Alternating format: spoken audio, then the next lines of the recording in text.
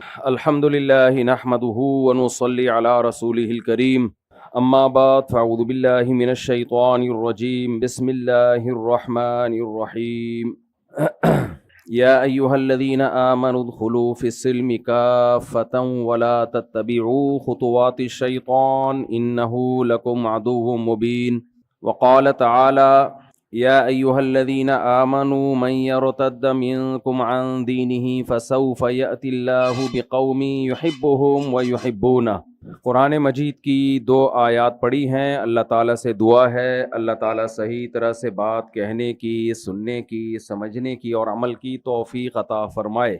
دیکھو، انسان جب کمفرٹ زون میں بیٹھ کے بیان سنتا ہے تو اس کو فائدہ ہوتا ہے۔ ابھی جو آپ لوگ بیٹھے ہوئے ہیں نا، یہ ایسے لگ رہا ہے توے پہ بٹھا دیا لا کے کسی، تو یہ مزیداری والا ماحول ہے نہیں، کیونکہ گرمی اتنی شدید پڑ رہی ہے اور اس میں آپ بیٹھے ہوئے ہو۔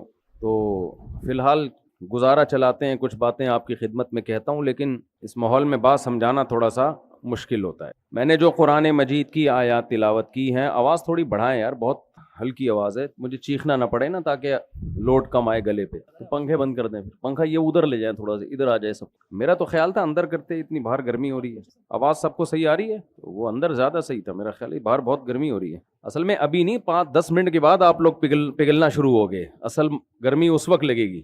اب زیادہ ہے تو ایئر کنڈیشن نہیں ہے مسجد میں؟ ماشاءاللہ۔ اچھا خیر، چلے پھر بسم اللہ کرتے ہیں۔ میں نے قرآن مجید کی 2 آیات آپ کے سامنے تلاوت کی ہیں۔ اللہ تعالیٰ سے دعا ہے اللہ تعالیٰ صحیح طرح سے بات کہنے کی، سننے کی، سمجھنے کی اور ہم سب کو پھر اللہ تعالیٰ عمل کی توفیق عطا فرمائے۔ دیکھو، آج 10 محرم ہے، سیدنا حسین رضی اللہ تعالیٰ عنہ کی شہادت ہوئی، لیکن اسلامی تاریخ میں 1 محرم سے لے کے 30 ذی الحجہ تک کوئی نہ کوئی دن ایسا ہے جہاں کسی نہ کسی شخصیت کی شہادت ہوئی، کسی کے لیے کوئی خوشی کا دن آیا، کوئی غم کا دن آیا۔ اس لیے اسلام میں کسی کے واقعے کی بیس پہ کسی دن کی کوئی اہمیت نہیں ہے۔ میں آپ کو مثال سے بات سمجھاتا ہوں۔ آپ مجھے ایک بات بتاؤ، یہودی جو تھے نا، یہودی، ان کے لیے جو مقدس دن تھا، جو خوشی کا دن تھا، وہ اتوار کا دن تھا۔ آج بھی یہودی اتوار کو ہفتے کا دن تھا۔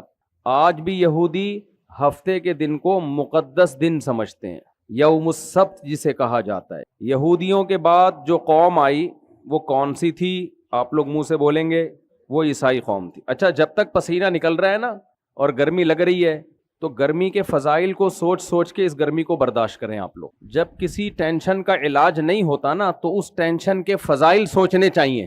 جب لوگ 2 شادیاں کر کے پچھتاتے ہیں نا، میرے پاس آتے ہیں تو میں ان کو پھر فضائل سناتا ہوں کہ اس غم پہ آخرت میں اجر کتنا ملے گا آپ کو، تو تھوڑی سی ان کی ٹینشن دور ہوتی ہے۔ اور ان کی ٹینشن دور کرنے کا میرے پاس ایک ہی طریقہ ہے کہ اب ساری زندگی اس ٹینشن کے لیے تیار رہو۔ آہستہ آہستہ کیا ہو جاؤ گے آپ؟ عادی ہو جاؤ گے۔ ایک آدمی کسی نجومی کے پاس گیا اور کہا میرا ہاتھ دیکھ کے بتا، تو اس نے کہا کہ بھائی 5-6 سال مزید غربت رہے گی۔ وہ خوش ہو گیا کہ پھر 5-6 سال کے بعد غربت دور ہو جائے گی۔ اس نے کہا نہیں، اس کے بعد تم غربت کے عادی ہو جاؤ گے، یعنی غربت کی ٹینشن 5-6 سال رہے گی، اس کے بعد تمہیں اس غریبی کی عادت پڑ جائے گی۔ تو جب ٹینشن کا علاج نہیں ہوتا تو اس کا ایک علاج یہ بھی ہے کہ ٹینشن کے فضائل سوچے جائیں۔ تو آج کل میں گرمی کے فضائل پر بہت بیانات کر رہا ہوں کہ دیکھو، یہ جو ہمارا پسینہ نکلتا ہے نا، یہ بیٹھے بیٹھے بے تحاشا ورزش ہو رہی ہے جو ہم کرتے نہیں ہیں۔ آپ کو پتا ہے گرم علاقوں کے لوگوں کی صحتیں یعنی عمریں لمبی ہوتی ہیں، سرد علاقوں کے لوگوں کو اپنی عمر کو مینٹین رکھنے کے لیے محنت زیادہ کرنی پڑتی ہے۔ گرم علاقے کے لوگ بغیر کچھ کیے ویسے ہی لمبی عمریں۔ آپ افریقہ چلے جاؤ 90 سال 95 سال، یورپ جاؤ گے تو وہ ایکسرسائز اور بہت بہترین ڈائٹ کر کے اپنی عمر کو وہ مینٹین رکھتے ہیں، صحت کو مینٹین رکھتے ہیں۔ گرمی میں فری پھوکٹ کی طرف اللہ کی طرف سے ایک پیکج ملا ہوا ہے آپ کو۔ فری پھوکٹ سمجھتے ہیں؟ فری پھوکٹ کا پیکج ہے کہ ان لوگوں نے جو کچھ کھایا ہوا ہے نا، یہ تو کبھی ہلیں گے نہیں اس کو یوٹیلائز کرنے کے لیے۔ اللہ پسینہ بہا کے وہ سارا کچھ نکال دیتا ہے۔ جو کچرا مال، جو کچرا کنڈی ہم نے جمع کی ہوئی ہے نا، کولیسٹرول کے گھی کے ڈبے بنے ہوئے ہم لوگ، وہ سارا کیا ہو جاتا ہے؟ پگھل جاتا ہے۔ تو یہ آپ کے لیے فائدہ مند ہے پسینہ نکلنا، اس کو انجوائے کیا کرو۔ سمجھتے ہو کہ نہیں سمجھتے؟ گورے آرٹیفیشل پسینہ نکلواتے ہیں اپنا، جا کے اسٹیم باتھ لیتے ہیں، جا کے پتہ نہیں کیا کیا تکلف کر رہے ہوتے ہیں۔ اور میری اس بات کا یقین اگر نہ آئے تو آپ دیکھ لو، ہارٹ اسپیشلسٹ ڈاکٹروں سے جا کے پوچھو، وہ کہتے ہیں سردیوں میں ہارٹ اٹیک کے کیسز برین ہیمریج کے کیسز, فالج کے کیسز وہ زیادہ ہیں, گرمیوں میں بہت کم ہو جاتے ہیں وہ. تو کون سا ایسا کام ہے بھائی جو گرمی میں ہو رہا ہے جس کی وجہ سے ہارٹ اٹیک نہیں ہو رہا یا گریشو کم ہو گیا ہے؟ ادھر توجہ دیں. یہ پیچھے کیا ہو رہا ہے, کوئی میچ ہو رہا ہے بھائی؟ آپ لوگ ذرا یہاں نہ کھڑے ہو نا, تو سب لوگ آپ کا بیان سن رہے ہیں, ذرا اندر جا کے اگر بات کر لیں, ٹھیک ہے؟ تو سردیوں میں کیا ہوتا ہے کہ ہماری رگوں میں لچک ختم ہو جاتی ہے, کھچتی ہیں, تو اس سے بی پی بھی ہائی ہوتا ہے, طلاقیں بھی اسی سے ہوتی ہیں, اور پھڈے بھی ہوتے ہیں. تو گرمیوں میں دوسری شادی بھی زیادہ کامیاب ہوتی ہے کیونکہ بی پی دونوں کا کیا ہوتا ہے, نارمل. آپ سردیوں میں شادی کرو گے زیادہ ٹینشن میں آؤ گے کیونکہ دونوں کا بلڈ پریشر کیا ہوا ہے, ہائی ہوا ہے. تو اس لیے جب تک گرمی کا حل نہیں ہے تو فی الحال گرمی کے فضائل سوچ سوچ کے کیا کرو بھائی, انجوائے کرو اس کو, سمجھ رہے ہو؟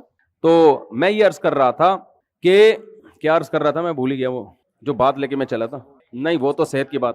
ہاں, میں یہ عرض کر رہا تھا, دیکھو یہودیوں کو اللہ تعالیٰ نے ہفتے کا دن دیا عید کے لیے, سمجھ رہے ہو کہ نہیں سمجھ رہے؟ یہودیوں کے بعد کون سی قوم آئی؟ عیسائی قوم آئی. تو عیسائیوں کو اللہ تعالیٰ نے اتوار کا دن دیا. آج پوری دنیا میں اتوار کو چھٹی ہوتی ہے کیونکہ غلبہ کس کا ہے؟ عیسائیوں کا ہے. تو کرسمس جس اہتمام سے منائی جاتی ہے اس اہتمام سے یہودیوں کی عید نہیں منائی جاتی. تو عیسائی آئے یہودیوں کے بعد, ان کو اللہ نے دن کون سا دے دیا؟ اتوار کا. عیسائیوں کے بعد ہم آئے, تو اس حساب سے ہمارا کون سا بننا چاہیے تھا؟ ابے بھائی جمعہ کیوں بننا چاہیے تھا؟ سارا سبق ہی کینسل ہو گیا, پورا دوبارہ سے بتانا بھائی. 2 اور 2 4 ہوتے ہیں, تو 2 جمع 2 جمع 2 6 ہوں گے نا. دیکھو پہلے نمبر پہ یہودی قوم تھی, اس کو دیا ہفتہ. اس کے بعد عیسائی قوم آئی, اس کو دیا اتوار. اس کے بعد ہم آئے, تو ہمارا کون سا دن بنتا ہے؟ پیر کا. تو ہمارا مقدس دن پیر ہونا چاہیے تھا, اور اس لیے بھی ہونا چاہیے تھا کہ بخاری مسلم کی صحیح حدیث ہے کہ نبی نے فرمایا میں پیر کے دن پیدا ہوا ہوں. اس لحاظ سے تو پیر کو اور اہمیت دینی چاہیے تھی. منڈے کا دن اسلام میں مبارک دن ہوتا کہ بھائی نمبر بھی ہمارا پیر والا آ رہا ہے, اور نبی صلی اللہ علیہ وسلم کی پیدائش کا دن بھی کون سا ہے؟ پیر ہے. اور جمعے کا دن خوب سمجھ لیں, ایک لحاظ سے عید کا دن ہے مسلمانوں کا, چھوٹی عید آپ کہہ سکتے ہیں اس کو, کیونکہ اس پہ سارے حکام عید والے ہیں. سارے حکام کون سے ہیں؟ عید والے. عید کے دن ہم نہاتے ہیں, کتنا ہی میلا کیوں نہ ہو. بہت معذرت, آپ اتنے پڑھے لکھے لوگ, میں کیسی لالو کھیتی زبان استعمال کر رہا ہوں, لیکن میلے کو تو میلہ ہی کہا جائے گا نا. آپ کو پتہ ہے نا, کچھ سوسائٹی میں ایسے میلے ہوتے ہیں, آدمی کہتا ہے عید کے دن تو نہا لیا کر, کیا خیال ہے؟ ان کو تانا دیا جاتا ہے کمبخت عید کے دن تو, یعنی عید کے دن کتنا ہی میلے سے میلا مسلمان ہو وہ بھی بہرحال کیا کر لیتا ہے؟ نہا لیتا ہے. وہ الگ بات ہے کہ غسل خانے میں جانے کے بجائے اس کو سروس اسٹیشن لے کے جاتے ہیں, اس کی سروس کرواتے ہیں. جس صابن سے وہ نہاتا ہے اس صابن کو پھر دھونا پڑتا ہے سرف سے, سمجھ رہے ہو؟ جہاں وہ نہاتا ہے وہاں کیچڑ بن جاتا ہے. لیکن مرے سے مرا مسلمان بھی, چاہے مذہب سے بالکل بھی رشتہ نہ ہو, عید کے دن بالآخر وہ بھی نہانے کا تکلف کر لیتا ہے. تو جمعے کے بھی دن ہم کیا کرتے ہیں؟ نہاتے. تو عید والا کانسیپٹ آ گیا کہ نہیں آ گیا جمعے میں؟ عید کے دن کتنی رکعتیں پڑھتے ہیں ہم جمع ہو کے؟ بولو بھائی, 2 رکعتیں پڑھتے ہیں. دیکھو گرمی صرف آپ کو نہیں لگ رہی, مجھے بھی لگ رہی ہے, اس لیے جو میں پوچھوں تو اس کا جواب مجھے آگے سے چاہیے. ایسا ایٹیٹیوڈ نہ ہو کہ آپ لگیں کہ صرف آپ ہی کو گرمی لگ رہی ہے, ہمیں تو لگتی نہیں ہے. تو اس لیے جب میں اتنا بول رہا ہوں تو آپ کو بھی آگے سے بولنا پڑے گا. تو عید کے دن بھی ہم جمع ہو کے کتنی رکعتیں پڑھتے ہیں؟ 2. جمعے کے دن بھی ہم جمع ہو کے کتنی رکعتیں پڑھتے ہیں؟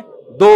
عید کے دن بھی ہم, نماز سے پہلے خطبہ ہوتا ہے, نماز کے بعد ہوتا ہے, لیکن ہوتا ہے نا نماز کے ساتھ. اور جمعے کے دن بھی کیا ہوتا ہے؟ نماز کے ساتھ خطبہ ہوتا ہے. بے شک پہلے ہوتا ہے, ٹائم چینج کر دیا کیونکہ نماز دیر سے ہو رہی ہے, لیکن ہوتا ہے خطبہ. عید کے دن بھی کتنے خطبے ہوتے ہیں؟ 2. امام بیچ میں بیٹھتا ہے نا. جمعے کے دن بھی کتنے خطبے ہوتے ہیں؟ 2 ہوتے ہیں. پھر عید کے دن روزہ رکھنا حرام, جمعے کے دن بھی روزہ رکھنے کی فضیلت نہیں ہے. نبی صلی اللہ علیہ وسلم نے فرمایا جمعے کی رات کو عبادت کے ساتھ خاص مت کرو, صحیح حدیث, اور جمعے کے دن کو روزے کے ساتھ خاص مت کرو.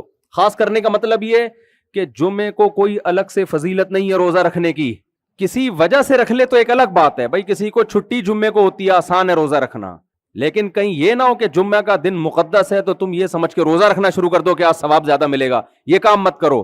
تو خالصتاً عید کا دن ہوتا تو جمعے میں روزہ حرام ہوتا, لیکن عید کا چونکہ لک آ رہا ہے تو روزہ حرام تو نہیں ہے لیکن قابل تعریف بھی نہیں ہے. تو عید کا لک ڈال دیا نا اس میں شریعت نے جمعے کے دن کو, سارے حکام عید والے.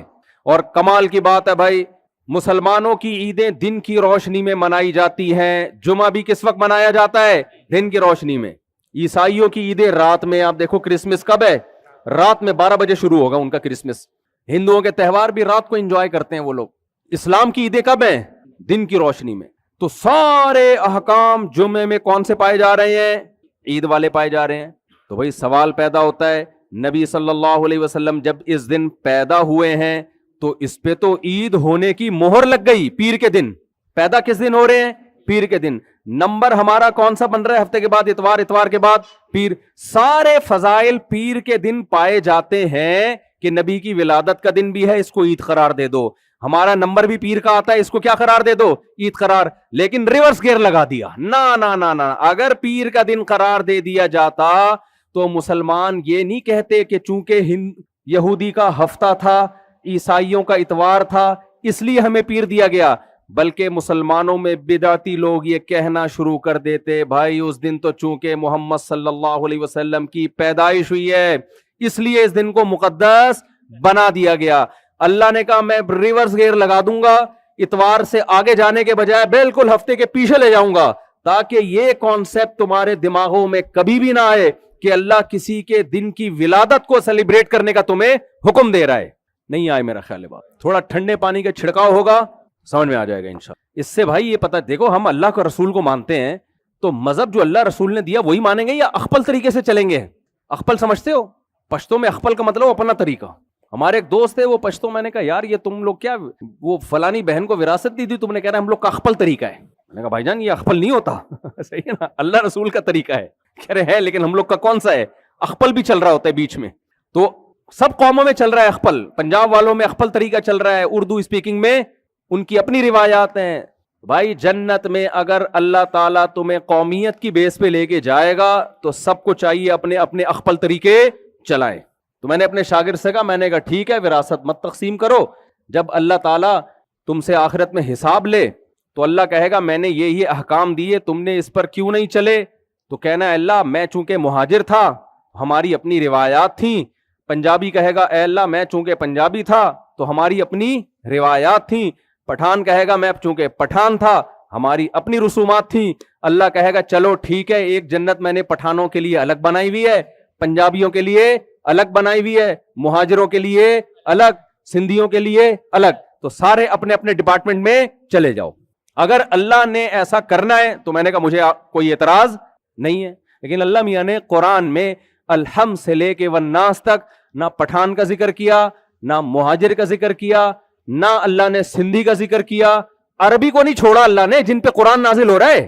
اگر قوم پرستی کی بیس پہ جنت ملتی تو نبی جس قوم میں آئے وہ سب سے سپیریئر قوم ہوتی, عرب, قریش. لیکن کمال کی بات ہے کہ اسلام کی جو پہلی جنگ ہے نا, غزوہ بدر, وہ عربیوں نے لڑی ہے, نہ محمد صلی اللہ علیہ وسلم نے لڑی ہے نا وہ جنگ. تو آپ کون تھے؟ عربی. پھر عرب میں آپ تھے قریشی, پھر قریش میں آپ تھے ہاشمی. تو پتہ ہے آپ کا سب سے پہلا مقابلہ کس کے ساتھ ہوا بدر میں؟ سامنے جو لوگ تھے وہ کون سے تھے؟ عرب. اور عرب میں زیادہ تر ان میں کون تھے؟ قریشی. اور قریش میں کون تھے؟ ہاشمی. تو اسلام کی تو پہلی جنگ نے ہی قوم پرستی کا گلا دبا دیا کہ اگر یہ قوم کی جنگ ہوتی تو اپنی قوم کو پہ تھوڑی تلوار اٹھاتے. سمجھتے نہیں ہو بات کو. جب نہیں پڑھو گے رات کو تو کیسے سمجھو گے بات کو؟ یہ ہم اسکول میں تانا سنتے تھے ٹیچروں سے کہ بیٹا رات کو کتاب دیکھ کے کچھ سمجھ لیا کرو تاکہ صبح کلاس سمجھ میں آئے. جب نہیں پڑھو گے رات کو تو نہیں سمجھو گے بات. تو سب سے پہلی تلوار اسلام کی اٹھی کس کے خلاف؟ قوم پرستی کے خلاف. آج ہم ہر چیز میں قوم کا سہارا, بھائی میں یہ اس لیے کرتا ہوں ہماری روایات. بھائی تو محرم کی سبیلیں کیوں لگاتا ہے؟ بھائی وہ شیعہ مسلک ہے ان کو لگانے دو, ان کی رائے ہے. آپ کیوں لگاتے ہو؟ بھائی سب لگا رہے ہیں. ہم لوگ کا علاقے میں ایسا ہوتا ہے, علاقے میں ایسا ہوتا ہے ہم لوگ کے, ہماری روایات ہیں. ایک ہندو سے میں نے پوچھا کہ بھائی آپ بتوں کی عبادت کیوں کرتے ہو؟ اس نے کہا ہماری روایات ہیں, ہماری پرمپرا ہے. کہتے ہیں ہم پیدا کس کے گھر میں ہوئے؟ ہندوؤں کے گھر میں. کہنے لگا اللہ کو اگر مجھ سے توحید پرست بنانا تھا تو مجھے توحید پرستوں کے گھر میں پیدا کرتا. اللہ نے مجھے مشرکوں کے گھر میں پیدا کیا ہے, بت پرستوں کے, تو اس کا مطلب اللہ چاہتا ہے کہ میں کیا کروں؟ بت پرستی. میں نے اس سے کہا میرے بھائی اللہ نہ کرے آپ چوروں کے گھر میں پیدا ہو جاتے اور چوری کرتے ہوئے پکڑے جاتے, کورٹ میں یہ بیان دے کے چھوٹ جاتے آپ جج آپ سے پوچھا کمبخت تو اس کی مرغی کیوں چرا رہا تھا؟ مرغی مفتی صاحب نے پالی تھی، میرا مرغے چرائے اصل میں ایک بندے نے، ایک بہترین طریقے سے میں نے مرغا پالا ہوا تھا ایک دن، اور غلطی اس میں مرغے کی بھی تھی. مرغے کو میں نے 4-6 مرغیاں لا کے دی ہوئی ہیں، پڑوسیوں کی مرغیوں کے پیچھے بھاگ رہا ہے. نیچ حرکت ہے یا نہیں ہے آپ بتاؤ؟ گلی محلے کی مرغیوں کو تلاش کر رہا ہے. بھائی تیرے پاس مرغیاں کم ہیں. تو وہ یہی ہوا کہ پھر وہ چوری ہو گیا، وہ تو کیمرے میں دیکھ لیا ہم نے، ورنہ وہ حلال ہو جانا تھا. یہ ہے بدنظری کی سزا. ایک مرغا مرغی کے پیچھے بھاگ رہا تھا تو مرغی گاڑی کے نیچے آ گئی نا، وہ بیچاری ٹکر ہو گئی. مرغے نے کہا کمبخت جان دے دی، عزت پہ آنچ نہیں آنے دی اس نے، جان دے دی. میں چاہ رہا ہوں تھوڑا آپ کو گرمی کم لگے اصل میں، اس لیے تھوڑا سا اس میں تڑکا لگا رہا ہوں. تو موسم ایسا ہو رہا ہے نا بالکل ہی، اگر میں رلانے دھلانے والی بات کروں گا تو پہلے ہی آپ رو رہے ہو اس گرمی میں، پھر آپ اور زیادہ رو گے. تو میں نے کہا میرے بھائی پھر تو آپ کو چاہیے تھا، آپ کہیں مرغی چراتے ہوئے پکڑے جاتے، آپ عدالت میں جاتے، آپ بیان دیتے کہ بھائی میرے تو ابا بھی مرغی چوری کرتے تھے، میرے تو دادا چپلیں چرایا کرتے تھے، والدہ محترمہ کنڈا لگا کے بجلی چرایا کرتی تھی، تو میں نے چوری کر لی. تو اللہ اگر مجھے ایماندار بنانا چاہتا تھا تو چوروں کے گھر میں پیدا کیوں کیا؟ یہ کوئی دلیل ہے؟ لیکن ہم اس ہندو بیچارے کا تو مذاق اڑا رہے ہیں. اصولی طور پر ہم سب اسی طرح ہی عمل کر رہے ہیں کہ میرے پڑوس میں یہ ہوتا ہے، میرے ملک میں یہ ہوتا ہے، میرے دوست یہ کرتے ہیں، میرے آفس میں یہ ہوتا ہے، میرے فلانے کے ہاں یہ ہوتا ہے، تو چونکہ ہماری پرمپرا ہے، ہمارے ہاں یہ ہو رہا ہے، تو ہم بھی کیا کر رہے ہیں؟ وہی کر رہے ہیں. بھائی ایسا نہیں ہے. آپ کو اپنے آپ کو اللہ اور اس کے رسول کے حوالے کرنا پڑے گا. ما آتاکم الرسول فخذوہ، اللہ کہتے ہیں نبی نے جس چیز کا آرڈر دے دیا لے لو اس کو، جس سے منع کر دیا اس سے رک جاؤ. تو ہمیں دن منانے کی پرمیشن نہیں ملی پیغمبر کی طرف سے، ملتی تو ہمارے لیے پیر کا دن مقدس ہوتا. اور کمال در کمال دیکھیے آپ، پیر کے دن کو نبی صلی اللہ علیہ وسلم نے نہ صرف یہ کہ مقدس نہیں بنایا، بلکہ اس میں روزہ رکھ کے اس میں عید کے کانسیپٹ کو بالکل لیا ختم کر دیا. دیکھو آپ صلی اللہ علیہ وسلم یہ کرتے نا کہ پیر کا دن مقدس ہوگا، بھئی جمعے کا دن ہمارا کون سا ہوگا؟ اصل میں پیر کا دن جمعہ ہوگا ہمارا، پیر کے دن ہم جمع ہوا کریں گے. تو یہ تصور آتا کہ یہ عید کا دن ہے ہمارے لیے، یہ آتا نا تصور. لیکن نبی اس دن پیدا ہوئے تو آپ صلی اللہ علیہ وسلم پیر اور جمعرات کا روزہ رکھا کرتے تھے. صحابہ نے پوچھا آپ کیوں رکھتے ہیں؟ فرمایا پیر کے دن میری پیدائش کا دن ہے، میں چاہتا ہوں کہ اس دن میں روزہ رکھا کروں. روزہ عید کے بالکل اگینسٹ ہے. یعنی اس بات کا پھر بھی خطرہ تھا کہ کچھ نہ کچھ لوگ آئیں گے جو پیر کے دن کو نہ کچھ منانا شروع کر دے کہ چلو نبی نے تو نہیں منایا، لیکن نبی کے آنے کی خوشی میں ہم تھوڑا سا کچھ کر لیں پیر کے دن. کیا خیال ہے بھائی؟ تھوڑا کوئی گیدرنگ ویدرنگ ہو، تھوڑا لڈو مڈو کے تبادلے ہو جائیں، تھوڑا ہال پھور، تھوڑا چمک پٹی، کچھ ایک بلب لگا دیا. اصل تو 12 کو لگے گا لیکن تھوڑے بہت لک ابھی آ جائے. پیر کو بھی تھوڑا سا ہو نا، جیسے بھائی پورے پراپر جو سروس اسٹیشن جاتے ہیں وہ تو عید کے دن جاتے ہیں نا نہانے کے لیے. جمعے کو اگر نہیں بھی نہائے گا تو وضو تو کر لے گا نا. تو بھائی اصل تو عید جس دن نبی پیدا ہوئے تھے، جو لوگ دعویٰ کرتے ہیں 12 تاریخ کو، حالانکہ وہ بھی غلط ہے، ایسا نبی کی 12 تاریخ بنتی نہیں ہے. چلو مان لیا 12 ربیع الاول کو پیدا ہوئے تو اصل تو وہ ہے، لیکن پیر کے دن ہم تھوڑا سا عید کا لک آنا چاہیے، تھوڑا سا. جیسے جمعے کو عید پوری نہیں ہوتی، تھوڑا سا لک آتا ہے.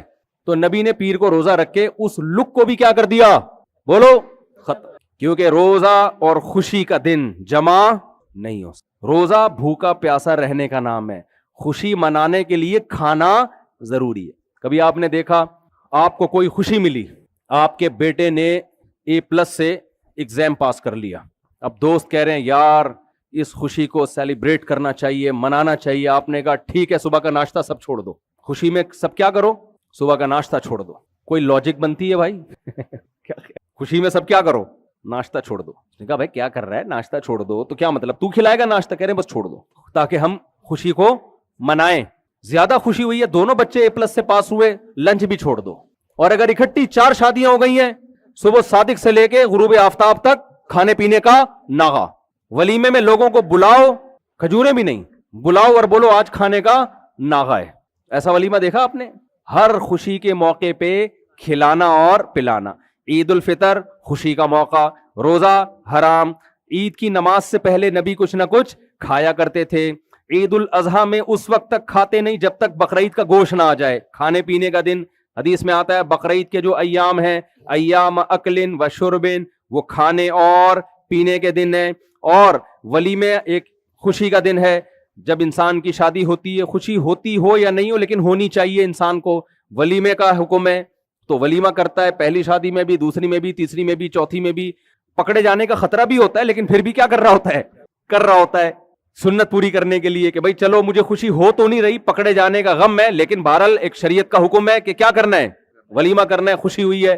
کیونکہ میں دوسری شادی میں جب جاتا ہوں نا تو مجھے لگ رہا ہوتا ہے کہ اس بیچارے کا کھانا کھلانے کا دل بالکل بھی نہیں کر رہا, اس کو پکڑے جانے کا خوف اس کی خوشی پہ غالب ہے. بہت کیسز ہیں, کبھی آپ اکیلے میں بیٹھیں گے تو سناؤں گا آپ. بہت لوگوں کے میں نے دوسری شادیاں کرائی ہیں, جو ان کی حالت ہوتی ہے نا, ان کو منع کرتا ہوں سردی میں نہیں کرو, بلڈ پریشر کیا ہوگا, برین ہیمریج کا خطرہ ہے. یہ سب گرمیوں کے کام ہیں جب ہارٹ اٹیک کے چانسز کم ہو. ابھی ریسنٹلی ایک کیس آیا ہے, دوسری کرتے کرتے میں نے ہی کینسل کرا دی, میں نے کہا یہیں نہ گر جائے کہیں بیچارہ, چل بھائی.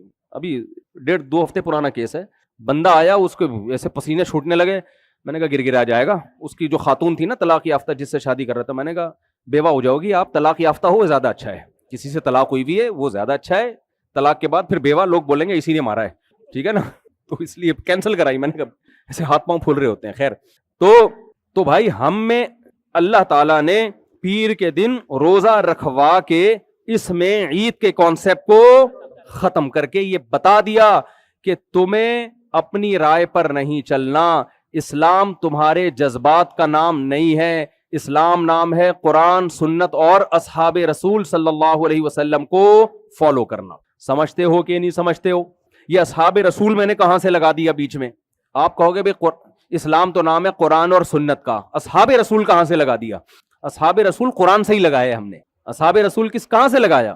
قرآن سے لگایا. قرآن کہہ رہا ہے مشرکین مکہ یہ کہا کرتے تھے صحابہ کے بارے میں, جب مسلمان ہوئے نا ابو بکر, عمر, عثمان, علی رضی اللہ عنہم, بلال حبشی, عبداللہ بن مسعود, ابو ہریرہ, یہ سارے اصحاب رسول, ان میں زیادہ تر غریب صحابہ کی تھی. جب یہ مسلمان ہوئے تو مشرکین مکہ نے بولا کہ سردار تو ہم ہیں, دولت مند ہم لوگ ہیں, عقل ہم میں زیادہ ہے, تو اگر اسلام واقعی خیر کی چیز ہوتا تو ہم پہل کرتے, ہم پہلے مسلمان ہوتے. یہ غریب غربا یہ پہلے مسلمان ہو رہے ہیں, یہ اس کی علامت ہے اسلام خیر کی چیز نہیں ہے. تو کہتے ہیں لو کان خیرن, بھائی ایک جگہ بیٹھ جائیں آرام سے. اچھا, لو کان خیرن, وہ کہتے ہیں اسلام اگر خیر کی چیز ہوتا, ما سبقونا الیہ, تو یہ مشرکین مکہ ہم پہ سبقت نہ کرتے, ہم پہل کرتے. جیسے کوئی شخص کسی کو سمجھا رہا ہوتا ہے نا کہ یار اگر یہ اچھا کام ہوتا تیرا بھائی سب سے پہلے اس میں آگے ہوتا, میں نہیں کر رہا, اس کا مطلب کام ہی ٹھیک نہیں ہے. ابے بھائی کاروبار کہیں کوئی چونا لگا رہے ہوتے ہیں نا, بلڈر, یہ بلڈنگ بن رہی ہے, اب وہ دوسرا بلڈر بنا رہا ہے, آپ والا بلڈر بنا نہیں رہا, آپ اس کے پاس گئے, یار سنا اس میں انویسٹمنٹ میں بڑا پیسہ ہے, کہہ رہا ہے ابے بھائی اگر ہوتا میں تجھے خود پہلے بتاتا یار, میں خود اپنا پیسہ لگاتا, تیرے بھائی کو تجربہ زیادہ ہے. تو مشرکین کہتے تھے کہ اگر یہ اسلام خیر کی چیز ہوتا تو ہم پہل کرتے, یہ غریب غربا پہل نہ کرتے. تو ہمارا یہ عقیدہ ہے کوئی بھی اگر اسلام میں خیر کا کام ہے, لسبقونا الیہ, تو صحابہ ہم پہ پہل کرتے. یہ کیسی بات ہے کہ صحابہ نے پہل نہیں کی اور ہم ان سے آگے بڑھ کر اپنے آپ کو ان سے اچھا مسلمان ثابت کرنے کی کوشش کر رہے ہیں. تو یہ اپنی اوقات سے آگے نکلنے والی بات ہے. سمجھتے ہو کہ نہیں سمجھتے ہو؟ اب مجھے بتاؤ محرم صحابہ کے دور میں آیا کہ نہیں آیا؟ سیدنا حسین رضی اللہ تعالی عنہ کی شہادت کے بعد بھی آیا محرم. تو کیا کیا صحابہ نے بھائی اس غم میں؟ کیا ان کو غم نہیں ہوا ہوگا نواسہ رسول کی شہادت کا؟ یا ہمیں غم ہو رہا ہے ان کو نہیں ہو رہا تھا؟ جو نبی سے محبت کرتے تھے ان کو نبی کے نواسوں سے محبت ہم سے کم ہوگی یا زیادہ ہوگی؟ کتنی عجیب بات ہے کہ میں محبت کا اظہار کروں اور یہ شو کروں کہ مجھے ان سے محبت زیادہ تھی. دیکھو گھر میں باپ جب بیمار ہوتا ہے, چھوٹا بھائی زیادہ فنٹر بننے کی کوشش کر رہا ہو خدمت میں, بڑے بھائی کو سائڈ پہ لگا رہا ہو, بڑا کیا کہے گا, کیا تو ہی بیٹا ہے میں نہیں ہوں کیا؟ اس کو اپنی انسلٹ محسوس ہوگی نا. اگر محبت ہوگی تو انسلٹ محسوس ہوگی, نہیں ہوگی تو کہے گا اچھا چلو یار یہ کر رہا ہے میری جان چھوٹی ہوئی ہے. تو یہ بہت بڑی انسلٹ ہے صحابہ کرام کی کہ ہم دین میں کوئی ایسی چیز ایجاد کریں کہ جس کے بارے میں ہمیں پتا ہو کہ صحابہ کر سکتے تھے, موقع بھی تھا, نہیں کیا پھر بھی انہوں نے, اور ہم ان سے 2 ہاتھ آگے بڑھ کر وہ کام کرنے کی کوشش کریں. یہ جو 15 شعبان میں لوگ قبرستان جاتے ہیں نا, ان سے میں یہی کہتا ہوں بھئی 15 شعبان میں اگر قبرستان جانا سنت ہوتا تو کوئی ایک صحابی تو گیا ہوتا. کیا خیال ہے بھائی؟ کوئی تو ایک صحابی گئے ہوتے. ایک ضعیف حدیث ہے کہ نبی گئے ہیں, مان لو وہ صحیح ہے, تو نبی صلی اللہ علیہ وسلم تو 15 شعبان کی رات ضعیف حدیث کے مطابق اکیلے میں گئے اندھیرے میں, اور آپ کیسے جا رہے ہو؟ جتھے بنا کے. نبی اکیلے میں گئے ہیں کہ امی عائشہ کو بھی پتہ نہ چلے, اور آپ جا رہے ہو کس کے ساتھ؟ دوستوں کے ساتھ. نمبر 2, نبی گئے ہیں, کوئی بھی صحابی 15 شعبان کو قبرستان بولو نہیں گیا. تو یہ کیسی سنت ہے کہ صحابہ نے زندہ نہیں کی, آپ زندہ کر رہے ہو. تو بدعت سے اپنے آپ کو بچاؤ. سمجھ رہے ہو کہ نہیں سمجھ رہے؟ اسلام کس چیز کا نام ہے؟ رسومات کا نام نہیں ہے. اسلام نام ہے, دیکھو یہ رسومات مشرکین مکہ میں بھی بہت زیادہ تھی. ابھی تو میں نے آپ کو وہ کام بتایا نا جو نہیں کرنے. ربیع الاول نہیں منانا, ہمارے لیے وہ عید کا دن بولو نہیں ہے. محرم میں ہمیں سیدنا حسین کی شہادت کا بے انتہا غم ہے, لیکن اس غم کو منانے کی ہمیں اجازت نہیں ہے. یقیناً غم ہے, کیوں نہیں ہے بھائی؟ کائنات کا بدترین ظلم ہوا ہے نواسہ رسول پر, اس میں دو رائے نہیں ہو سکتی. اہل بیت کٹ گئے, کرنا وہی ہے جس کی ہمیں اللہ نے اجازت دی ہے. حضرت جعفر طیار رضی اللہ تعالیٰ عنہ نبی کے چچا زاد بھائی, وہی رشتہ جو علی سے رشتہ رضی اللہ عنہ سے, جب شہید ہوئے ہیں تو آپ کی 4 بیویاں بیوہ ہوئی ہیں. چاروں کے رونے کی آواز آئی 4 دیواری سے باہر. آپ نے پہلے فرمایا جا کے ان کو چپ کراؤ, پھر خاموش نہیں فرمایا جا کے منہ پہ خاک مارو.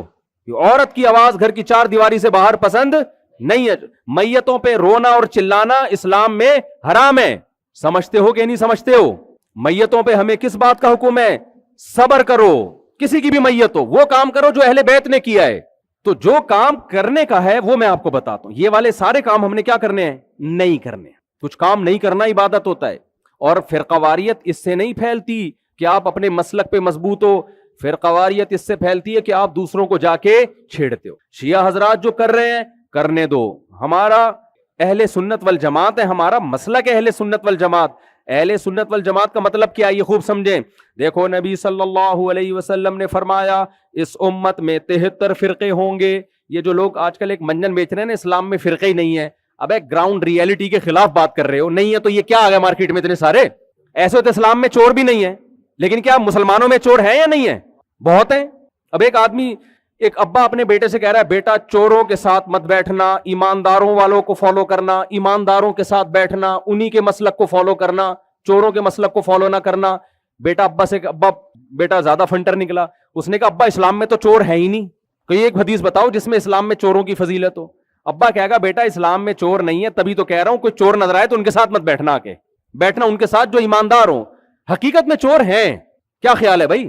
اور اگر میرا خیال ہے اگر ہم گننا شروع کریں تو کوئی لیبورٹری ٹیسٹ آ جائے نا تو شاید معذرت کے ساتھ آپ لوگ کے علاوہ کی بات کر رہا ہوں, چوروں کی تعداد زیادہ نکلے. کیا خیال ہے بھائی؟ حقیقت میں دیکھا جائے نا تو لگے گا اسلام میں ہے ہی چور. اللہ بچائے ہم سب کو, سوائے چند لوگوں کو چھوڑ کے. یعنی اسلام کا مطلب مسلمانوں میں, لیکن اسلام چوری کو اپریشیٹ نہیں کرتا. تو اسلام فرقہ واریت کو پسند نہیں کرتا, لیکن مسلمانوں میں فرقے بہرحال ہیں. اب جب فرقے ہیں تو کرنا کیا ہے؟ سارے فرقوں کو بم سے اڑا دیں؟ تو وہ کرنا ہے جو ہمیں نبی نے حکم دیا ہے. فرقے جب پھیل جائیں تو کیا کرنا ہے تم نے؟ فرمایا اس فرقے کو فالو کرنا ہے جس میں یہ علامات پائی جائیں. وہ علامات کیا ہیں؟ نبی صلی اللہ علیہ وسلم نے فرمایا میری امت 73 فرقوں میں بٹے گی. بنی اسرائیل 72 میں تھے, میری امت ایک اسٹیپ آگے ہی جائے گی, پیچھے نہیں آئے گی. یہ کتنے فرقوں میں بٹیں گے؟ 73.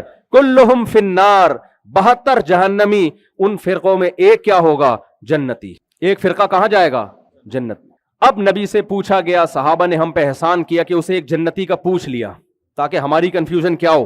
ختم. ورنہ یہ سن کے تو کنفیوژن بڑھ جاتی ہے کہ ابے 73 میں 72 جہنمی, تو ہمارا پتہ نہیں کہ ہمارا کس میں شمار ہوگا. تو نبی صلی اللہ علیہ وسلم نے کیا فرمایا؟ اگر آپ فرما دیتے وہ جو جنتی فرقہ ہے اس کا نام ہوگا دیوبندی, تو سب شناختی کارڈ پہ کیا لگاتے؟ ٹھپا دیوبندی. سب کی پگڑیاں سفید ہوتی ہیں. ٹنڈ تو بہت معذرت کے ساتھ کراتے ہی نہیں لوگ, تاکہ سفید پگڑیاں. اور اگر نبی فرما دیتے اس فرقے کا آپ کو دیکھ کے مجھے سکون مل رہا ہے, واحد آدمی ہو, بہت سکون مل رہا ہے آپ کو دیکھ, ماشاءاللہ. خرچہ ہو گیا لیکن کام اچھا ہو گیا. تو نبی صلی اللہ علیہ وسلم نے فرمایا اگر آپ فرما دیتے اس فرقے کا نام ہوگا بریلوی, تو میں ہری پگڑی پہن کے بیٹھا ہوتا. صحیح ہے نا؟ ہرے ہرے جھنڈے یہاں پہ لگے ہوئے ہوتے. اگر نبی فرماتے تھے بھائی وہ شیعہ فرقہ ہوگا تو ہم ابھی سب جلوس میں گئے ہوئے ہوتے. کیا خیال ہے بھائی؟ سارے وہ بن جاتے. اگر نبی فرما دیتے وہ اہل حدیث ہوگا, کچھ بھی فرما دیتے, سب وہی نام رجسٹر کرا لیتے. اس سے کنفیوژن ختم ہونے کے بجائے بڑھ جاتی. کہ ابے اگر مثال کے طور پر نبی فرماتے وہ اہل حدیث ہوں گے, ہم کہتے ہیں بھائی یہ والے ہوں گے, وہ والے ہوں گے, یہ والے ہوں گے, وہ والے ہوں گے, سارے ہی کیا ہیں, ایک ہی جیسے ہیں, یعنی نام سب کا سیم ہے.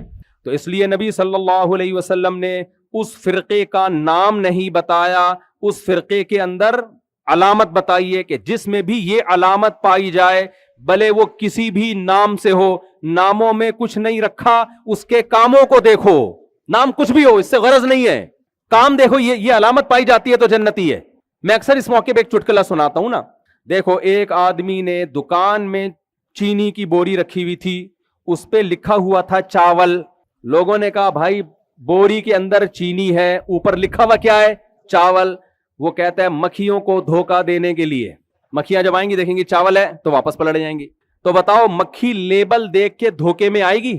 وہ چاول کی خوشبو, وہ چینی کی خوشبو سے پہچان جائے گی, وہ بولے گی بھائی تو اس پہ زہر بھی لکھ دینا پھر بھی میں بیٹھوں گی اس کے اوپر, خوشبو اس کے اندر زہر والی نہیں ہے. آج پتا ہے ناموں میں کہ میں کہتا ہوں میرا نام اہل حدیث ہے, اس کا مطلب میں حدیث کو فالو کرتا ہوں. وہ کہتا ہے میرا نام اہل قرآن ہے, اس کا مطلب میں قرآن کو فالو. بھائی نام سے نہیں پتا چلے گا, عمل سے پتا چلے گا کہ کس کو نام کچھ بھی ہو اس سے شریعت کو غرض نہیں ہے, کام دیکھا جائے گا, اصول کیا ہیں تمہارے. تو اس لیے نبی نے بتایا کہ جیسے چینی میں خوشبو ہوتی ہے نا, وہ جنتی فرقے میں بھی ایک خوشبو ہوگی. وہ خوشبو کیا ہے؟ فرمایا ما انا علیہ, قرآن کی وہ تشریح کریں گے جس پر میرا عمل ہوگا, اور وہ اصحابی, اور میری حدیث کی ایسی تشریح کریں گے جو صحابہ سے ثابت ہوگی, صحابہ کے اگینسٹ نہیں ہوگی. اب کتنے لوگ خطیب قرآن سے دلائل دے رہے ہیں, یہ دیکھو اس آیت کا یہ مطلب ہے, بھائی یہ مطلب ہے تو صحابہ کیوں نہیں عمل کر رہے اس کے اوپر؟ کیا خیال ہے بھائی؟ آج کل ایک 3 طلاق کا مسئلہ میں ہر جگہ اس لیے بیان کرتا ہوں, بہت چل رہا ہے, دھڑ دھڑ دھڑ طلاقیں دیتے ہیں لوگ, کہتے قرآن میں لکھا ہوا ہے 3 ایک ہوتی ہیں. اب قرآن میں لکھا ہوا ہوتا تو ایک صحابی سے دکھا دو یار جس نے 3 طلاق کو ایک کہا ہو, کوئی ایک ضعیف حدیث دکھا دو آپ. اس کا مطلب قرآن آپ زیادہ سمجھ رہے ہو, کسی بھی صحابی کی سمجھ میں نہیں آیا. قرآن سنت کے ساتھ صحابہ کو اٹیچ کرنا پڑے گا. نہیں آئی بات؟ قرآن و سنت کی یا حدیث کی ایسی تشریح جو صحابہ سے میچ نہ کرتی ہو, اس سے سارے فرقے ختم ہو جائیں گے. یعنی ختم تو نہیں ہوں گے لیکن آپ کو سمجھ میں آ جائے گا بھائی کون صحیح ہے اور کون غلط. محرم صحابہ کے دنوں میں آیا, اگر صحابہ نے ماتم کیا کرنا چاہیے, نہیں کیا تو آپ 20 آیتیں قرآن کی ہمارے سامنے پیش کر دو, 20 حدیثیں, ہماری صحت پہ کوئی فرق پڑنے والا منہ سے بول لینا چاہیے نہیں ہے, کوئی فرق نہیں پڑے گا. ایسے ہے نا جیسے ایک دور میں ابھی کیا سیاسی باتیں مناسب نہیں ہے کرنا نا, تو وہ پھر ٹاپک نہ چینج ہو جائے. کیا بولوں میں, جیسے میں جب دوسری شادی کر رہا تھا نا تو مجھے ہر بندہ آتا تھا سمجھانے کے لیے کہ یہ کام مت کرو, اور میں بیٹھ کے ایسے نا انجوائے کرتا تھا اس کی بات. جب میں کہتا آپ کے دلائل ختم ہو گئے, وہ سمجھتا تھا میں اٹھ کے کر رہے ہیں, ہم نے پوری کتاب لکھ دی تھی بھائی اس موضوع پر, تو ہمیں سمجھانے آئے ہو. تو میں ایسے آرام سے بیٹھا ہوتا, 1 گھنٹہ لوگ آ کے تقریر کرتے کچھ, ابے نہیں اس کے یہ سائڈ. پھر جب وہ ان کی تقریر ختم ہوتی مجھ پہ جو نہیں رینگتی تھی, کیونکہ میرے سامنے اتنے دلائل آ چکے تھے نا اس کے برحق ہونے کے, کہ مجھے اطمینان ہو گیا تھا بھائی اس زمانے میں اس سے بڑی شاید کوئی نیکی نہ ہو. اس میں آپ کسی بیوہ طلاق یافتہ کو سہارا دے رہے ہو, یار اس میں کون سی 2 رائے ہو سکتی ہیں؟ یہاں تک کہ ایک آدمی نے مجھے کہا نا, میں نے کہا تمہاری بیٹی طلاق یافتہ ہو اور اس کے رشتے نہ ہو رہے اور کوئی اس سے دوسری کر رہا ہو, تو منع کرے گا اس کو؟ اگر منع کرے گا تو اپنی بیٹی پہ ظلم کر رہا ہے. اجازت دے گا تو یہ کیا بات ہے, دوسروں کی بیٹیوں کے لیے اصول کچھ اور, اپنی بیٹیوں کے لیے اصول کچھ اور. چپ ہو جاتے تھے وہ. تو نا جب وہ آتے تھے مجھے دلائل دیتے تھے, میں چپ کر کے بیٹھے رہتا تھا. اس کے بعد جب میں بولنا شروع کرتا تو الٹا سمجھ کے چلے جاتے ہو. پھر جس نے ان کو بھیجا ہوتا تھا اس کو کہہ رہے تھے میں بھی کروں گا, الٹا ہو جاتا تھا حساب کتاب, سمجھ رہے ہو الٹا ہو جاتا. تو اس لیے جب قرآن و حدیث کی کوئی ایسی تشریح کر رہا ہے جس پہ صحابہ کا عمل نہیں تھا, تو ادھر سے سنو اور اس کان سے بولو نکال دو, کیونکہ نبی نے جنتی فرقے کی علامت بتائی ہے. بھائی وہ تشریح جو صحابہ سے ثابت ہو, صحابہ کے اگینسٹ چلنے کی تمہیں اجازت نہیں. اب ربیع الاول کے کتنے دلائل کوئی دے دے, عید کا دن ہے, فلانا دن ہے, جھنڈیا, بھائی ان کو لگانے دو. ہمارے پاس ایک دلال ہے, عمر نے ایک دلیل ہے, ہمارے پاس جو ہے نا ایک دلیل ہے, عمر نے کیوں جھنڈے نہیں لگائے, ابو بکر نے کیوں تمبو نہیں لگائے, کیا خیال ہے بھائی, حضرت عثمان نے دیگ, کوئی ایک چاول دکھا دو یار, کوئی ربیع الاول پہ کوئی ایک کھجور دکھا دیں جو خوشی میں کھلائی ہو کہ چلو آج ربیع الاول ہے تو آپ. جب نہیں ہے تو اٹ مینز ختم. دلائل دیتے رہو آپ, ہماری صحت پہ اس سے کوئی اثر بولو نہیں پڑے.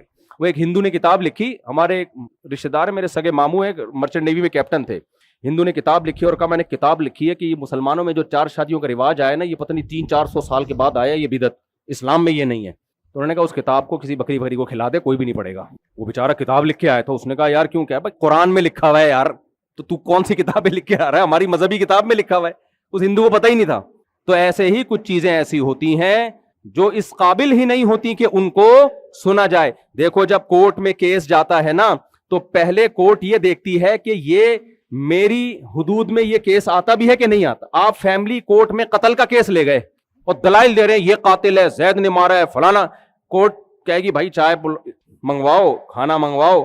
وہ سنے گی نہیں. وہ کہے گے بھائی یہ میاں بیوی کے جھگڑوں والی کورٹ ہے, اس میں طلاق فوجداری جو کیسز ہیں وہ اس میں دیکھے نہیں جاتے. تو جب کوئی چیز صحابہ سے ثابت ہی نہیں ہے تو کوئی قرآن و حدیث کے انبار بھی لگا دے آپ کو, بھائی یہ سننے کے قابل ہے ہی نہیں. اگر یہ خیر کا کام ہوتا تو یہ دلائل صحابہ کے سامنے بھی تو تھے.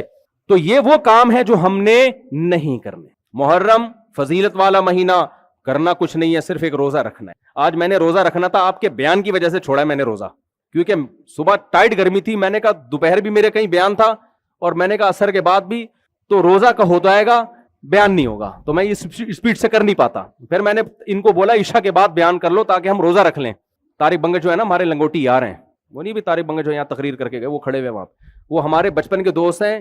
اور آپ کو پتا ہے بچپن کا دوست کیسا ہی نالائق ہونا بنا کے رکھو, کیونکہ وہ آپ کے بارے میں سب جانتا ہے. سمجھ رہے ہو, بچپن کا دوست کیسا ہی نالائق کیوں نہ ہو, اس سے ہمیشہ بنا کے رکھنی چاہیے, کیونکہ وہ آپ کے بارے میں سب کچھ جانتا ہے. تو اب انہوں نے بولا بیان ہے, میں نے کہا بیان ہے بھائی, کیونکہ سب جانتے ہیں, میں بھی جانتا ہوں پھر ان کے بارے میں, ایسا نہیں ہے. تو ہم لنگوٹی یار ہیں. تو میں نے ان سے کہا تھا یار عشاء کے بعد رکھ لو, روزہ رکھنا ہے لوگوں نے, 10 محرم کی بڑی فضیلت ہے, تو افطار کر کے عشاء کے بعد آ جائیں گے. انہوں نے کہا نہیں آج ہی. تو پھر میں نے روزہ چھوڑ دیا اس چکر میں. مجھے پتا تھا بالکل ہی نڈھال ہو جاؤں گا میں. آج گرمی بھی تو دیکھو کیا کڑاکے دار گرمی ہے. تو محرم میں کرنے کا کام ہے روزے رکھنا. اس پہ آپ کو کیا ملے گا, ثواب ملے گا. سیدنا حسین شہید ہوئے ہیں کس حالت میں, روزے کی حالت. ربیع الاول میں کچھ بھی نہیں کرنا آپ نے, سیرت پر جلسہ کر سکتے ہو, سیرت پر بیان کر سکتے ہو, اس کے لیے کوئی ثبوت کی ضرورت نہیں ہے. تو ربیع الاول میں اگر کوئی سیرت پر بیان کرے, سیرت پہ جلسہ کرے, وہ تو کبھی بھی ہو سکتا ہے, اس میں کوئی اعتراض نہیں ہے. اس کو سیلیبریٹ کرنا, عید کے طور پہ منانا, یہ شرعن جائز بولو نہیں ہے. ہم اللہ رسول کو فالو کریں گے بھائی, اور اس طریقے پہ جس طریقے سے صحابہ کرام نے فالو کیا ہے. اب یہ تو وہ سارے کام تھے جو اسلام میں نہیں کرنے کے ہیں. اب آپ کہو گے کرنے کا تو بتا دو کیا کرنا ہے, تو آؤ میں بتاتا ہوں آپ کو, اسی اسٹائل میں بتاتا ہوں جس اسٹائل میں اللہ نے بتایا ہے. مشرکین مکہ میں بھی بہت ساری رسومات تھیں اوٹ پٹانگ قسم کی, اور وہ سمجھتے تھے کہ ان کاموں سے اللہ خوش ہوتا ہے. وہ جانوروں کو چھوڑ دیا کرتے تھے اللہ کے بتوں کے نام پہ, وہ سمجھتے اللہ خوش ہوگا کہ اللہ کے محبوب بندے تھے, ان کے نام پہ ہم نے چھوڑ دیا. اور پتہ نہیں کیا کیا کر رہے ہوتے تھے. بیت اللہ کا برہنہ طواف کرتے تھے, کہتے تھے جن کپڑوں میں ہم گناہ کرتے ہیں انہی کپڑے پہن کے اللہ کے گھر کی زیارت کریں. یہ عجیب قسم کا تقویٰ ہے یا نہیں ہے بھائی؟ تو بغیر کپڑوں کے ہم کیا کریں گے, بیت اللہ کا طواف. گھر میں جب حج کرنے جب جاتے تو جاتے دروازے سے تھے, آتے دیوار پھلانگ کے تھے. اوٹ پٹانگ رسومات تھیں. تو اللہ نے بتایا کہ بھائی یہ سب چیزوں کو چھوڑ دو. اے اللہ کرے کیا, اللہ نے سورہ بنی اسرائیل میں فرمایا قل تعالوا, سورہ بنی اسرائیل سورہ انعام میں فرمایا قل تعالوا اتل ما حرم ربکم علیکم. اے نبی ان سے کہہ دیجیے آؤ میں بتاتا ہوں تمہارا رب کن چیزوں سے خوش ہوتا ہے اور کن چیزوں سے ناراض ہوتا ہے. تو وہ چیزیں اللہ نے قرآن میں کئی جگہوں پر بیان کی ہیں. وہ چیزیں کیا ہیں, قضا ربک الا تعبدوا الا ایاہ. اللہ کہتے ہیں سب سے پہلے اپنا عقیدہ ٹھیک کرو, اس خدا کے سوا, اللہ کے سوا کسی کو مت پکارو. صرف یا اللہ مدد, یا رسول اللہ مدد, یا علی مدد, یا غوث آدم مدد. یہ سارے نعرے, ان میں سے کوئی ایک نعرہ بھی تمہارے لیے الاؤڈ نہیں ہے. سمجھ میں آ رہی ہے بات کہ نہیں آ رہی ہے؟ صرف یا اللہ مدد. ایاک نعبد کا مطلب یہ نہیں ہے کہ ہم تیری عبادت کرتے ہیں, نا نا نا نا. اگر یہ مطلب ہوتا نا ہم تیری عبادت کرتے ہیں تو ہوتا نعبد کا, جو آبجیکٹ ہے وہ آخر میں ہوتا. تو یہاں آبجیکٹ مقدم ہے, ایاک پہلے ہے. اس سے حصر کا فائدہ ہوتا ہے. اس کا مطلب ہے ہم تیری ہی عبادت کرتے ہیں, تیرے سوا کسی کی عبادت نہیں کرتے. مشکل کشا, حاجت روا, اور تمام مسائل کا حل صرف کس کے پاس ہے بھائی؟ اللہ کے پاس ہے. یا ایھا الناس انتم الفقراء الی اللہ. اے لوگو تم سارے کے سارے اللہ کے در کے محتاج, فرشتے بھی, پیغمبر بھی, بزرگ بھی. میں بار بار ایک واقعہ سناتا ہوں بھائی. ایک آدمی میرے پاس آیا اور کہنے لگا کہ مجھے فالج ہو گیا, آدھا دھڑ خراب ہو گیا میرا, میں نے بہت علاج کرایا, بہت منتیں مانی, ٹھیک نہیں ہو کے دے رہا. مجھے کسی نے کہا ہے کہ فلاں بابا کے مزار پہ جانا ٹھیک ہو جاؤ گے.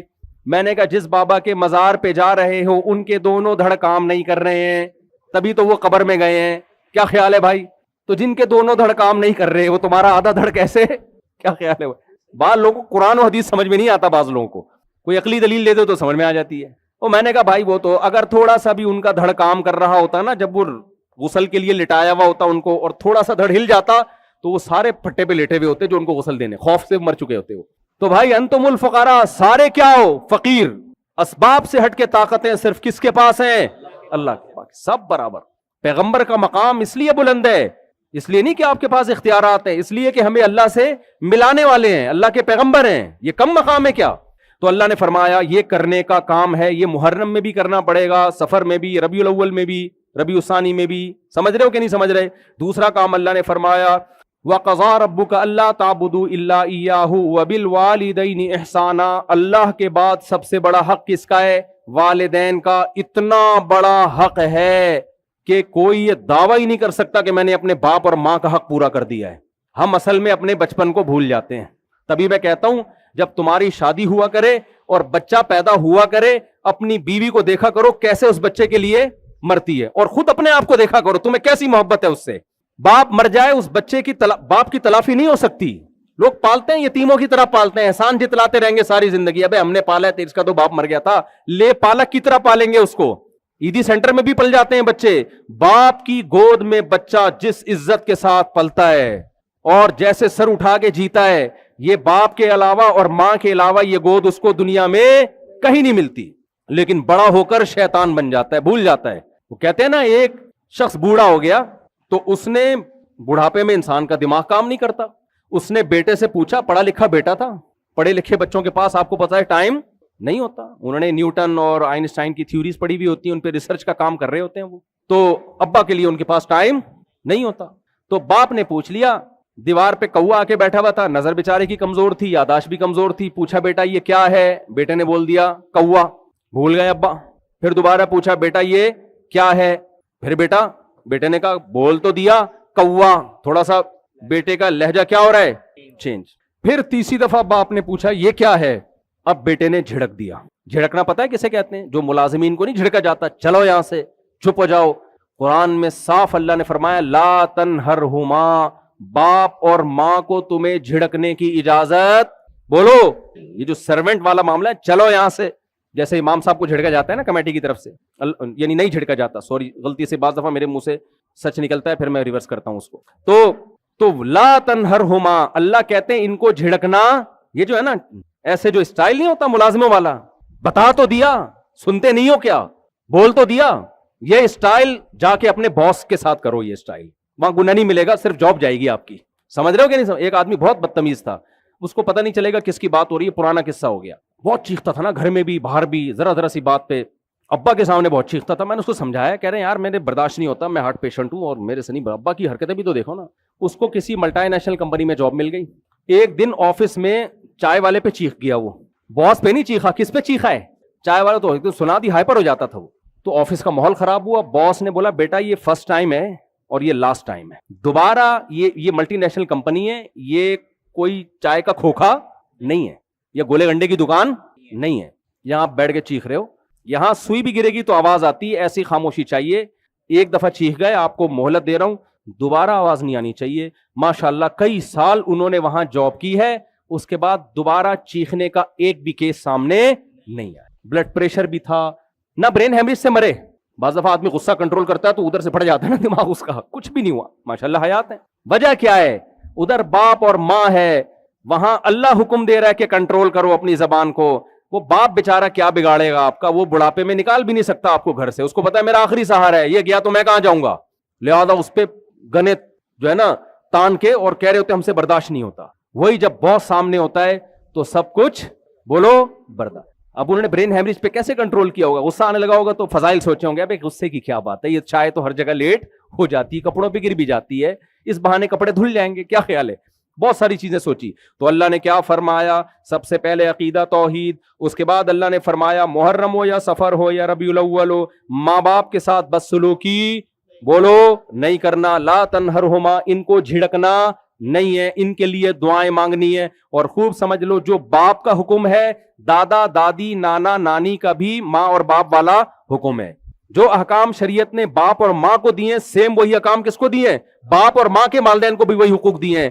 آج غیر مسلم سوسائٹی میں گھروں کے اندر جو بوڑھا ہے اس کی 2 ٹکے کی ویلیو نہیں ہے. اولڈ ہاؤس میں تو ویلیو ہے, اس کا اپنا پوتا اسے کوئی ویلیو نہیں دے گا. گوروں میں آپ کو نظر نہیں آئے گا اپنی دادی کے قدموں میں جنت تلاش کر رہا ہے. ہوں گے کچھ اچھے بھی ہوں گے, میجورٹی اولڈ ہاؤس. تو ہمارے لیے اجازت نہیں ہے. جو ماں کا حق ہے وہی کس کا ہے؟ دادی نانی کا. تو اسلامی سوسائٹی میں گھر کے بوڑھے کی بہت زیادہ ویلیو ہے. آپ کو اس کو بدتمیزی سے بات کرنے کی اجازت نہیں ہے, رسپیکٹ دینی ہے آپ نے اس کو. نماز میں پکارے تو نماز توڑ کے جواب دینا ہے. سمجھ میں آ رہی ہے بات کہ نہیں آ رہی ہے؟ تیسرا حکم اللہ نے کیا فرمایا؟ وَآتِ ذَا الْقُرْبَى حَقَّهُ. اللہ نے ماں باپ کو الگ, پھر فرمایا جو دیگر رشتہ دار ہیں جتنا قریبی رشتہ ہو اس کا حق اتنا ہی زیادہ. ابا کے مرنے کے بعد بڑا بھائی اکثر چھوٹے بھائیوں کی وراثت پی جاتا ہے. اللہ نے فرمایا یہ کام مت کرنا. چاچے کو آپ بتا دو نا اتنے پیسے ملے ہیں, اس کے بعد چاچا اور پیسے دونوں مارکیٹ سے شارٹ ہو گئے. میرے پاس آئے ایک صاحب نے تو سوال پوچھا تھا کہ ڈاکٹر نے میرے, اچھا بھائی بس میں 2 منٹ میں بات ختم کرتا ہوں. ایک صاحب میرے پاس آئے اور کہنے لگے کہ میرے ابا نے, ڈاکٹر نے میرے چاچا کو بولا جو کچھ ملے کھاؤ, یعنی سب کھا سکتے ہو. تو وہ میرے ابا کی وراثت کھا گئے. یعنی ڈاکٹر سے انہوں نے پوچھا کیا کیا کھا سکتا ہوں, انہوں نے کہا سب کچھ کھا سکتے ہو, صحت اتنی اچھی تھی سب کچھ. تو وہ کیا کھا گئے؟ میں یتیم ہوں, میرے ابا کی ساری جائیداد ہی کھا گئے. تو اللہ نے فرمایا رشتہ داری کیا کرنی ہے؟ جوڑنی ہے, ان کو ان کا حق دینا ہے. وَآتِ ذَا الْقُرْبَى حَقَّهُ وَالْمِسْكِينَ وَابْنَ السَّبِيلِ. مسافروں کا خیال کرنا ہے, غربا اور مسکینوں کا خیال کرنا ہے, اور قرابت دار رشتہ دار کا خیال کرنا ہے. آپ کے اڑوس پڑوس میں رشتہ داروں میں ایک بھائی کروڑوں اربوں روپے کما رہا ہے, دوسرے بھائی کے پاس کھانے کے پان گٹکے کے خرچہ بھی نہیں ہوتا. وہ گٹکے کے لیے بھی ترس رہا ہوتا ہے. گٹکا نہیں کھانا چاہیے لیکن پیسے تو ہونے چاہیے نا گٹکے کے اس کے پاس, پھر نہ کھائے وہ اس کی مرضی ہے. ایک ہے گٹکا نہیں کھاتا, اجتناب کرتا ہے, یہ تو اچھی بات ہے. ایک ہے گٹکے کے پیسے ہی نہیں ہے, یہ اچھی بات نہیں ہے. میں بھی گٹکا نہیں کھاتا, پیسے ہیں میرے پاس گٹکے کے, پیسے ہی نہ ہوتے یہ تو بہت بڑی غربت کی بات ہے یار. تو اس لیے میرے بھائی اللہ فرماتے ہیں, یہ سارے کیسز میں جو لوگوں میں دیکھ رہا ہوں نا وہ بتا رہا ہوں. میرے پاس کتنے بھائی آئے ہیں کہ یار میرا بڑا بھائی اربوں روپے کما رہا ہے, میں بے روزگار ہوں, سگریٹ پان کے پیسے بھی نہیں دیتا وہ, اتنا تو کر لینا. تو اللہ کہتے ہیں رشتہ داروں کو ان کا حق دینا ہے. کیا مطلب؟ رشتہ داروں میں کوئی غریب ہے تو اس کا آپ کے مال میں حق ہے, اس نیت سے دینا ہے کہ خوش کون ہوگا؟ اللہ ہوگا. پھر اللہ نے انہی آیتوں میں آگے بھی بہت سارے حکام دیے. یتیم کے مال کے قریب بھی مت جاؤ, زنا مت کرو. اللہ نے عورت تک پہنچنے کا صرف ایک راستہ رکھا, وہ کیا ہے؟ نکاح. لا تقربوا الزنا, زنا کرنا تو دور کی بات, زنا کے قریب بھی مت پھٹکو, قریب بھی مت جاؤ زنا کے. اور معاہدوں کی پابندی کرو. اوفوا العہد, جب کوئی ایگریمنٹ ہو جائے, مالک مکان کرایہ دار کا ایگریمنٹ ہوتا ہے, مالک مکان 10 15 تاریخ تک فون کر کر کے یاد دلاتا رہتا ہے حضرت کرائے کا ٹائم ہو گیا ہے, اور کرایہ دار جواب میں کیا کہتا ہے؟ پہلی تاریخ ہوتے ہی سر پہ آ کے کھڑے ہو جاتے ہو. تو بھائی تمہارا جو معاہدہ ہوا ہے تم خود اس کے اکاؤنٹ میں پیسے ڈال دو نا. اور اللہ بھلا کرے, میں کہتا ہوں کسی سے دشمنی نکالنی ہو نا اس کے کرایہ دار بن جاؤ. 10 سال کے بعد جو گھر کا بیڑا غرق ہوگا نا وہ کہے گا کمبخت جتنا کرایہ نہیں لیا میں نے جتنا گھر کی ریپیئرنگ میں پیسہ خرچ ہو رہا ہے. اپنا گھر ہوگا, میں تبھی کسی کو بائک دیتا تھا نا, کہتا تھا اپنی بائک سمجھ کے استعمال کرنا بھائی, میری گاڑی سمجھ کے استعمال مت کرنا. تو یہ کیا ہے؟ معاہدوں کی امانتوں میں کیا ہو رہا ہے؟ خیانت. تو اللہ کہہ رہے ہیں امانتوں میں خیانت مت کرو, معاہدوں کی خلاف ورزی مت کرو. یہ اور بہت سارے حکام ہیں. وقت پورا ہو چکا ہے, بہت سے لوگوں کا روزہ ہے, انہوں نے افطار بھی کرنا ہے, تو اس لیے میں اس کو یہاں سمیٹ رہا ہوں. یہ ہے اسلام بھائی. یہ کیا ہے؟ باقی سب کیا ہے؟ رسومات ہیں, انٹرٹینمنٹ کے مختلف ذریعے ہیں جن پہ مذہب کا لیبل لگا دی. قوالی بھی لوگ ناچتے ہیں نا, قوالی میں ہے وہ انٹرٹینمنٹ بھائی. کچھ لوگ فلم جا کے دیکھ لیتے ہیں, کچھ قوالی میں کیا کرتے ہیں؟ تھرکتے ہیں. انٹرٹینمنٹ ہے. ایک انٹرٹینمنٹ پہ مذہب کا لیبل لگا ہوا ہے, ایک پہ مذہب کا لیبل نہیں لگا ہوا ہے, دونوں کیا؟ انٹرٹینمنٹ ہی. تو جو کرنے کے کام ہے اس کو فوکس کرو. اللہ تعالیٰ مجھے بھی عمل کی توفیق عطا فرمائے, اور آپ سب رات کو بھی مختصر دعا کر لیتے ہیں. الحمدللہ.